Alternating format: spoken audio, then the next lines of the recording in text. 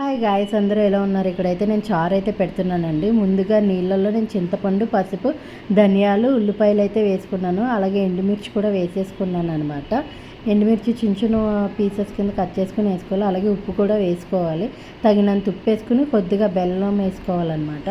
బెల్లం వేసుకుని మన ఇష్టం అండి. వేసుకుంటే బెండకాయలు వేసుకోవచ్చు, లేకపోతే లేదు. ఇక్కడ మేము బెండకాయలు అయితే వేసుకుని బాగా మరగనివ్వాలి. మరిగితే టేస్ట్ అయితే చాలా బాగుంటుందండి రసము.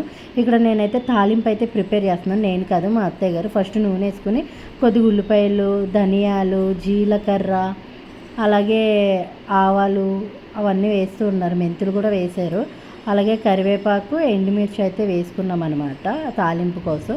ఇక్కడ బాగా మరిగిన తర్వాత ఇక్కడైతే చిక్కం అయితే పడుతున్నారు మా అత్తయ్య గారు. చిక్కం పట్టాక బెండకాయ ముక్కలు తీసేసుకుని చారులో అయితే వేసేసుకోవాలి. నేను ఎప్పుడు చారు పెట్టినా నాకు అస్సలు వచ్చేది కాదు.